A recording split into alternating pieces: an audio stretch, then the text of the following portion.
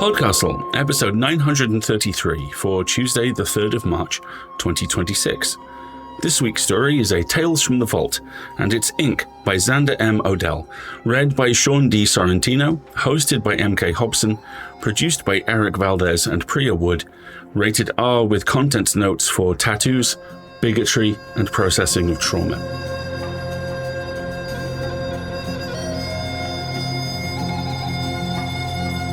Good morning, good day, good afternoon, good evening, and welcome to PodCastle, the flying castle of fantasy fiction. It is my privilege to present for your enjoyment Ink by Xander M. Odell, narrated by Sean D. Sorrentino. We first published this story 11 years ago, in August of 2015. By the way, hi, I'm Alasdair. You normally hear me over at the spookier castle on the other hill, the one that's always under the rainstorm with the lightning? Yeah, or occasionally on radio transmissions from that weird-looking shooting star that keeps coming by. But this week, I am at the PodCastle, and I am opening the vaults for our latest tale, and I'm so excited to do this, because this story is a personal favorite. It's written by the amazing Xander M. Odell. Xander is one of my all-time favorite authors, and one of my all-time favorite people. I've had the pleasure of chatting with them in person more than once, including a trip to Seattle and the Space Needle that remains one of the highlights of every experience I've had in America.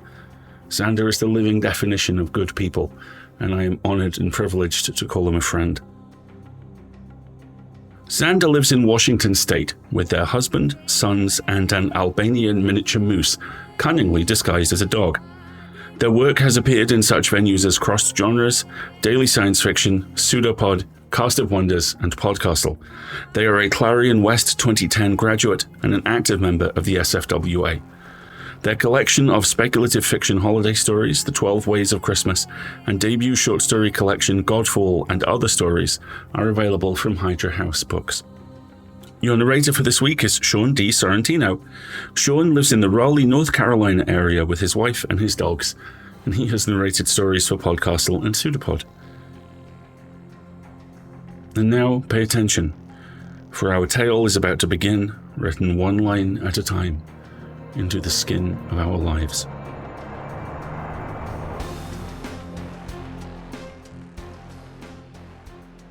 Ink. A woman stood at the tattoo parlor's door, small, damp from the storm, hair disheveled and slightly askew. Comfortable in her clothes, not her skin. The sight of her made Tiger's chest itch and his tattoos tingle. He turned down the stereo. "Can I help you with something?" The woman looked at the shelves stuffed with pattern books and the posters of half-naked men and women displaying their tattoos and piercings. "Is this the Stars and Stripes ink?" Her voice had a touch of falsetto.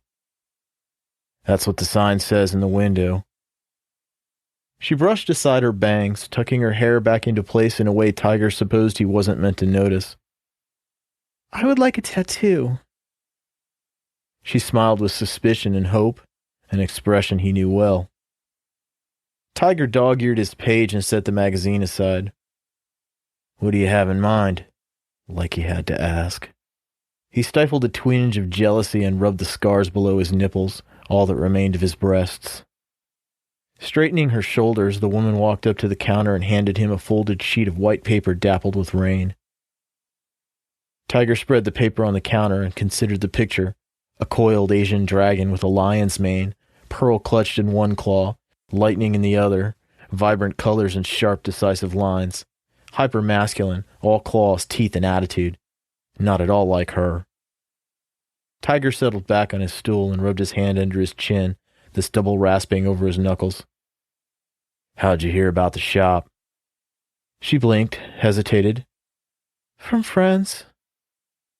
"That doesn't answer my question. Who?" The woman looked at the counter, the posters, anywhere but at Tiger. Finally, "Gwen Winston. She said you do excellent work." She looked at him out of the corner of her eye. "I've never seen it. The tattoo, I mean." The last came out in a rush. "On Gwen? You wouldn't." Gwenny was good people, one of his first special customers when he opened the shop. I didn't mean to insult you. I just... She flushed. Something that sounds too good to be true usually is. Gwen didn't think so. Tiger waited for that to sink in before he tapped the picture. Where do you want it? She pressed her fingers into the Formica countertop until the tips were pale as bone. My back, she said, cleared her throat and with more assertion. My upper back. How much? Tiger kept his gaze on her face, looking, seeing. She wasn't starving, but she didn't have a lot of money to invest in her clothes. Probably lived paycheck to paycheck if she could find work, lived off friends when she couldn't. Still, a guy had to eat, and he'd signed a new lease last month. $2,000 cash, $2,500 if you pay by card. The woman winced. For a tattoo? He shrugged. Cheaper than you'll find anywhere else. She slipped her hand into her purse. Do I need to sign anything? Do I need to leave proof that I came to a place like this? Tiger was used to that too. For a special request? Not unless you want to. Her hands trembled as she pulled a flat, red wallet from her handbag and counted out a stack of tattered bills. Tiger stuffed the money in his jeans pocket. Why don't you take your coat off while I get things ready? Prep was easy, normal. Tiger scanned the picture and made a couple of copies at different sizes. He presented them on the counter, tapped the larger image. This one's got the best detail with the fangs and the scales on the tail. She reached towards the smaller image with wide, blunt-tipped fingers but didn't touch the paper. This one looks almost cute. Yeah, but the detail on this one will really make it pop. He waited, fingers framing the dragon's head. She swallowed. How does it work? Tiger ran his thumb over the mane. I tattooed the design, and it takes away everything you don't want. The woman frowned. The expression did nothing to soften her jawline. Just like that? Just like that. But how do you do it? I mean, that doesn't make any sense. Tiger snorted. I don't understand how a nuke bomb works, but they're real. She crossed her arms over her chest. I can ask a nuclear physicist how a bomb works and expect a full answer. A challenge, a demand to know why she should believe him. Tiger put the money on the counter. No hard feelings. Have a nice night. That caught her by surprise. She stared at the wad of green. He hadn't played the game. He should have balked, or sweet-talked, or lied. His parents used to do that all the time. The clock flashed from 1 minute to the next. The woman tangled her fingers in the front of her skirt, then smoothed out the wrinkles, a gesture straight out of a romance novel. All right, I'm ready. Rocket. I'll make the stencil, have a smoke, wash my hands. Then we're ready to go. The woman tucked a lock of limp hair behind her left ear. Sure, okay.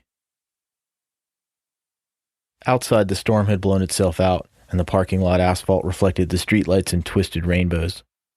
The air was sharp with car exhaust and Mexican night from the beer pit 2 doors down. Tiger would have preferred a shop off the main drag, but he couldn't complain about the impulse business of anchors and butterfly tramp stamps. Life in a Navy town made for good money after payday. He leaned against the front of his pickup and rolled a smoke. His tattoos shifted under his skin, expectant. One ink slid over his right kidney to the top of his right thigh. The quadricep muscle spasmed, and he dug his knuckle into the T-shot sight until the tattoos settled their differences and the muscle relaxed. Crowded real estate down there, and damn tender when ink fought ink for display space. No big deal. He'd figure out who won later. He fished out paper and tobacco, rolled a cigarette. That first unfiltered drag burned wicked hot. An addiction, like getting a new tattoo. He took his time, watched the smoke curl up from his lips and unravel in the night. No hurries, no worries. Not yet, anyway. Tiger pinched the butt, swallowed it, and headed back inside. The woman paced in front of the Pepsi machine while he set up his workstation. Guns, line and shading needles, bottles of ink in small plastic cups, nitrile gloves, green soap and cotton pads. He put on Lou Rawls' Stormy Monday to clear the air and open his headspace, and motioned to the tattooist chair laid flat beside his work area behind the counter. Ready when you are. She walked over and stopped at the edge of the counter. Do I have to get undressed? He chalked the question up to her nerves. I'll need to see your back. She took a hesitant step towards the chair. You never asked my name. I figured you'd tell me if you wanted me to know. She frowned, then looked him in the eye with the same resolution that first brought her into the shop. Liza Patton. Tiger nodded and flashed a quick smile. Tiger Haynes. She pointed to his left shoulder. The reason for your tattoo? Or is it ink? Which is right? Either's fine. He looked at the cutout collar of his black t-shirt and the wide orange head draped over his collarbone with its blood-stained teeth and forked tongue. The rest of the beast covered most of his upper back, the tail curling over his right shoulder. 6 weeks' work and the equivalent of 3 months' rent to get it just right. He'd been so damn proud. His parents had disowned him. This was my first. How many do you have? Not enough. Never enough. Again he motioned to the chair. I lost track a while ago. Liza made herself comfortable in the center section. She reached up towards the top button of her blouse. I'd rather not take off my bra. Suits me fine. Off came the blouse. She bundled it over her chest. Will it hurt? Tiger noted the piss-poor repair ink on her right shoulder, hints of a word under the bloom, and the 2 thin pink scars under the bangles on each wrist. He pulled on the gloves, smoothed the fingers in place. Will it hurt? Hell of a question. Some people handle it better than others. No, I mean, will it, hurt? No mistaking the fear in the words. Tiger's tattoos twisted and twitched with the memories. That all depends on you. Did yours hurt? In more ways than one. Like a bitch. Liza nodded and wrapped herself in silence. Roll your shoulders in. Lean forward a bit. He pulled the straps of her lacy black bra over her prominent shoulder blades. Moles dotted her back, low enough that they wouldn't be a problem, some sprouting hairs like spiders trying to escape her skin. He washed her back with antimicrobial soap and followed it with an alcohol wipe. While that dried, Tiger filled a disposable cup with rinse water and the ink caps with individual colors. The 3 S's: sterile, separate, single use. His work area had the sex appeal of an operating room, nothing like the cool tattoo parlors he'd seen on cop shows growing up, and that suited Tiger just fine. He preferred health and safety. He'd leave cool to the ink. He smoothed a bit of lotion between her shoulder blades to help the stencil design stick. You're shaking. You cold? Liza made a sound, something like a laugh. Excited. Good. He positioned the stencil on her back and smoothed it with the edge of his hands. A slow count to 10, and he pulled the thermal fax paper away, leaving behind the design in cartoon-bright purple lines. Tiger leaned back to consider his work. He gestured with a hand mirror towards the mirror on the wall at the end of the counter. Have a look. Tell me it's beautiful or I can move it. Liza shook her head. Whatever you think is best. That's not how it... It's fine, I trust you. Big words for a voice too small. You're sure about this? It's going to feel kind of fucked up when things get going. Liza nodded. I've been sure for years. The lady knew what she wanted. Tiger dipped the linework needle into the ink cap, tapped the foot pedal, and drew black ink into the gun's reservoir. The tiger tattoo purred like the hammering rumble of the coil gun.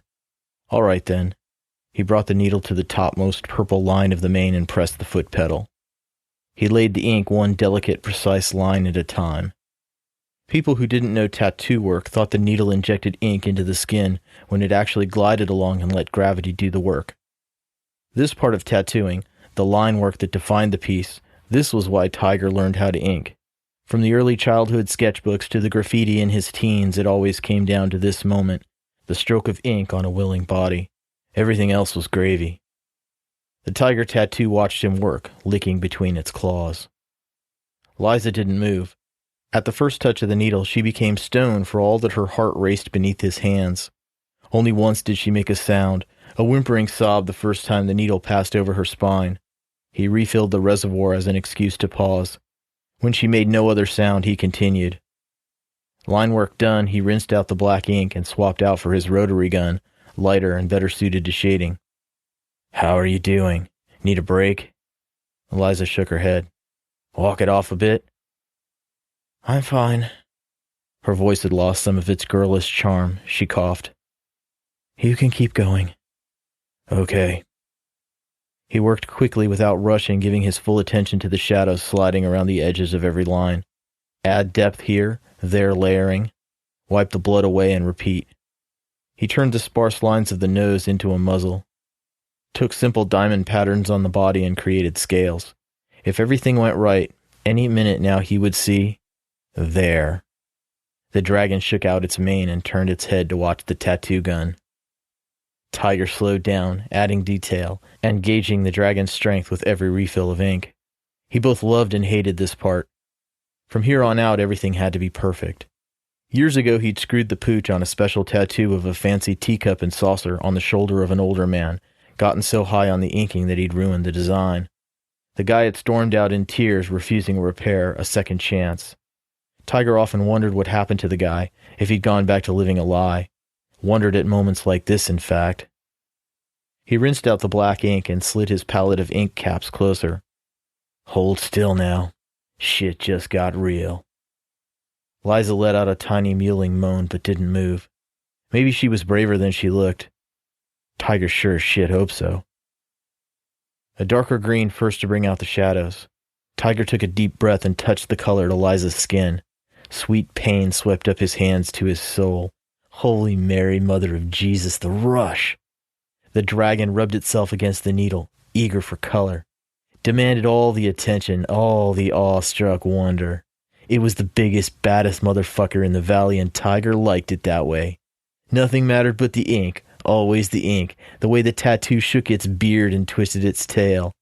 Dance, baby, dance. Another shot of scotch, a round for the house. He rode the colors in the high until a sound slammed him back to the table.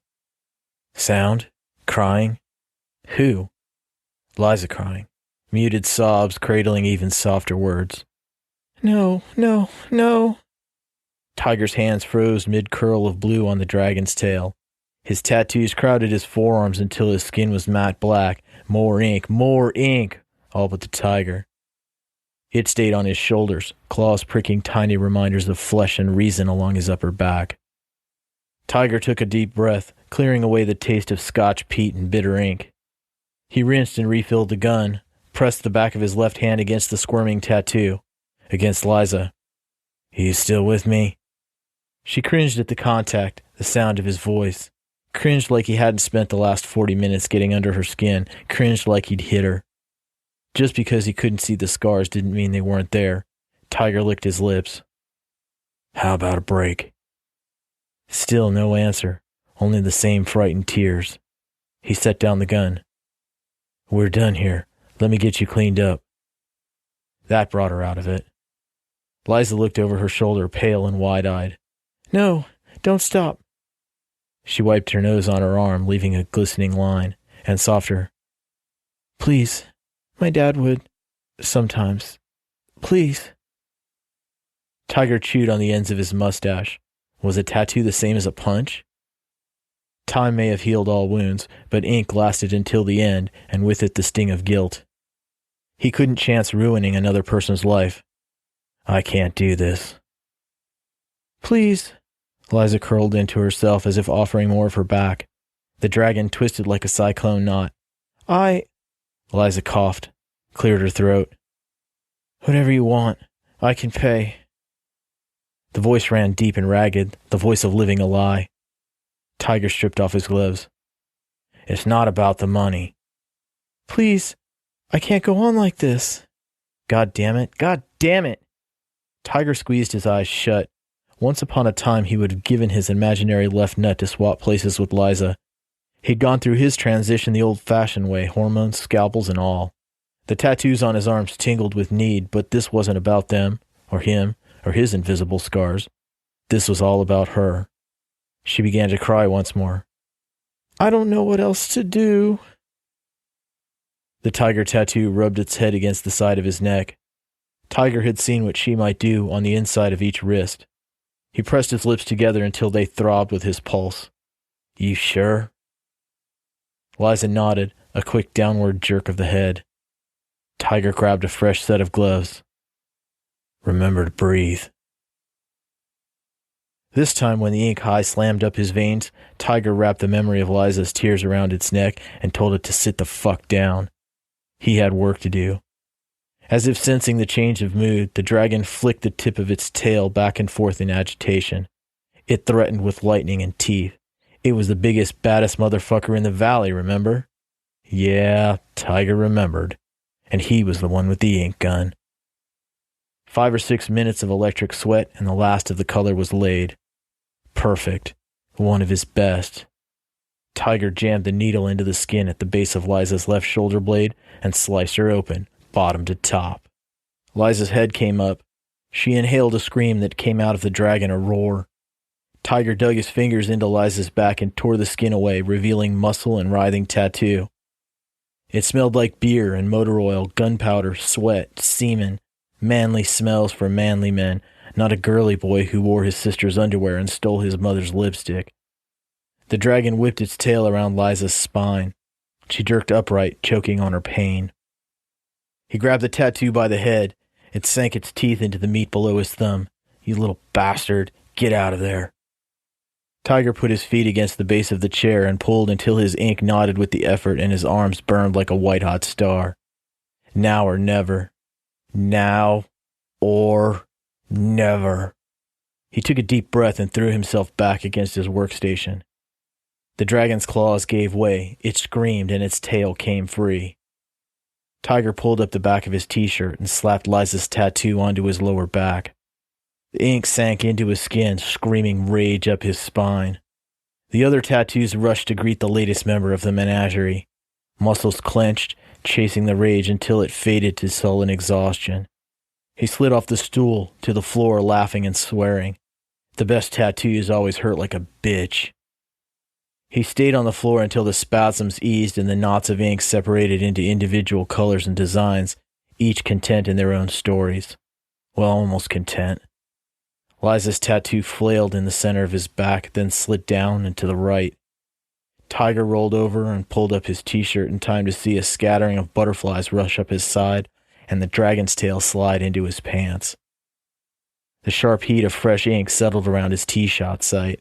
That could get interesting come Sunday night when he did his injection. When he could trust his legs, Tiger got to his feet and pulled down his shirt. He bandaged his throbbing hand in cotton and blue painter's tape. Liza lay on her left side on the chair, hair askew, back smeared with ink. Ashamed to wake her, but he was more than done for the night. He tapped her shoulder. Hey, I need you to sit up. We're all done. Liza rubbed her eyes. What time is it? Her voice sounded soft and in no way forced. Time to get you cleaned up. She sat still and calm as a drowsing cat as he cleaned her back and rubbed in a bit of lotion. Her skin was smooth and a touch red, but otherwise looked good. No ink, no blood. While he worked, Liza touched her throat. She removed her wig. Her hair underneath was a light brown touched with gray at the temples, short, but it would grow out. She ran a hand over her head. Wow. Wow. Tiger stifled a yawn. He pointed to the mirror on the wall. Take a look. Liza frowned and reached her hand over her shoulder to touch her back. Is there? Tiger passed a hand mirror and nodded towards the wall. Blouse still clutched to her chest, Liza stood and walked to the mirror. Her clothes fit differently over her narrower waist and wider hips. There's no tattoo. Where? She turned to face the mirror. Oh my God, it's real. Liza stretched the waistband of her skirt, looked inside. The worm is gone. Get it? Worm? The dragon? She put a hand to her mouth and began to cry. Guess she liked what she saw. Tiger gathered his tools and inks. tossed the used cotton into the biohazard bin. He moved on automatic, drifting in and out of his post-ink high. Needles in the autoclave, wipe down, pick up, a place for everything, everything in its place. At least he learned one good thing from his mother. Liza dropped the blouse and pulled 2 silicone breast forms out of her bra. She stared at what remained in the cups and then met his gaze in the mirror. I don't know what to say. Thank you. Oh, God, thank you. Thank you. He retrieved her blouse, handed it to her. Drop a tip in the jar if you want. I need to lock up. Sure, Liza giggled. I even sound like the real me. I feel different when I walk, and my throat. Thank you so much. Great, sure, whatever. Tiger needed to get her out of the shop before his twinge of jealousy turned into bitterness and binge drinking when he got home. Liza gathered her coat and purse, and he walked her to the door. Someone had scattered stars in patches of clear night sky. Farther south, dogs complained about a fire truck speeding through the night.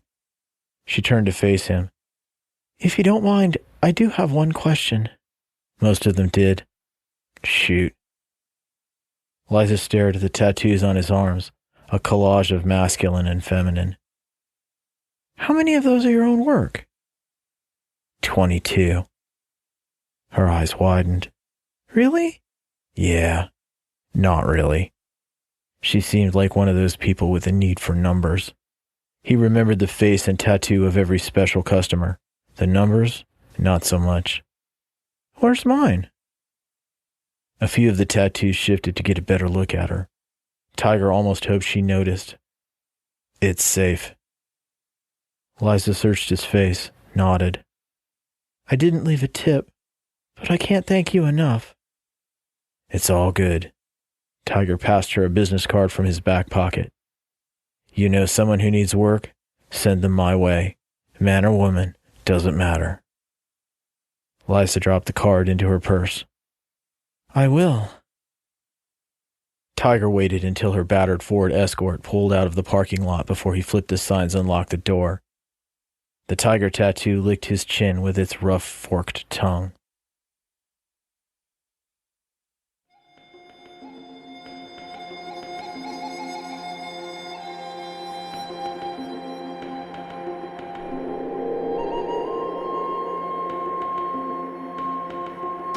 And welcome back. That was Ink by Xander M. Odell, and if you enjoyed that, then check out their other stories with EA. In The Necessity of Trans Joy in Uncanny Magazine, Izzy Wasserstein wrote this. It tells us that the work of trans liberation has been done by many who came before us and will be done by those who come after us.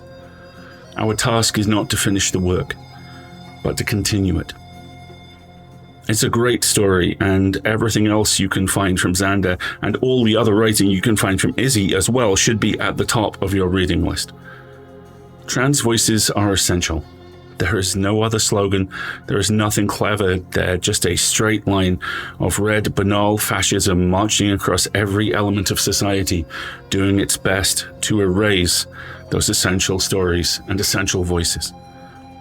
As I write this, the Kansas driving license ban has gone into effect. Countless other bills and legislations are on the way, and not just in America.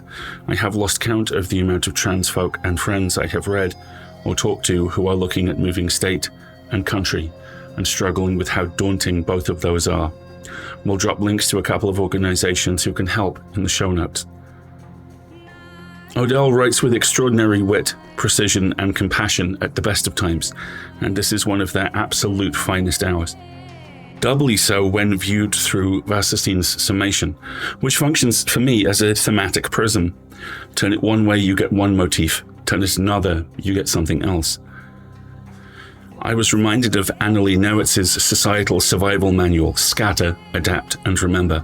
I was reminded too of Jadzia Axelrod's remarkable Galaxy and how identity, found family, superheroics, and secret identity can link hands. As I reread this story, that focus finds itself pulled in other, delightful ways. The Minnesota aunties handing out samosas at the anti-ICE demonstrations. The ink I carry on my skin, the first by choice, the second to buttress a collapsed, but not destroyed sense of self. The third a celebration of this work that I am doing now, and the joy it's given me and the people that it has brought into my life. A tattoo whose inspiration is carried, in part, by Xander M. Odell themselves. Ink dries, ink stays, ink remembers. In this time, make sure you are writing your story in ink, and make sure, if you can, to help other people write their stories too. Don't finish the work. Continue it. That was our show for this week. On behalf of everyone at PodCastle, your co-editors, Wanini Kimamaya and Devin Martin, assistant editor Caitlin Zavinovich, audio engineer Eric Valdes, and our many wonderful first readers, Andrew K. Ho, Beluan Conte, Craig Jackson, Emilia Harrington, Habiba Dokubo, Julia Pat, Kieran Kawasani, Tanya Barry, Tava Nova, Tierney Bailey, Ziv Whiteys, and myself, Alasdair Stuart. Thank you for letting us share another story with you. PodCastle has long survived on donations alone, and even though there are ads now, subscribing through our Patreon remains the best way to ensure we can keep bringing you one story told well. And if you subscribe at the $7 tier, you can get rid of the ads. So, if you'd like to support what we and the rest of the Escape Artists do, please join our Patreon at patreon.com/EA Podcasts through your browser to avoid paying the App Store fees. If you prefer another method, there are details for supporting us via Twitch, Amazon Prime, Ko-fi, and PayPal on escapeartists.net. Or you can reach out directly by email at donations@escapeartists.net with any questions, and someone will, I promise, get back to you. Now, the legal bit. PodCastle is part of the Escape Artists Foundation, a 501c3 non-profit, and this episode is distributed under the Creative Commons Attribution, Non-Commercial, No Derivatives 4.0 International License. That means you can share it, and please do, but you cannot sell it and you cannot change it. If you want specifics, check out creativecommons.org. Our music is by Shiva in Exile. We'll be back next Tuesday with another fantastic tale. In the meantime, you might care to check our sister podcasts, Escape Pod for science fiction, Pseudopod for horror, Cast of Wonders for YA speculative, and Catscast for speculative cat stories.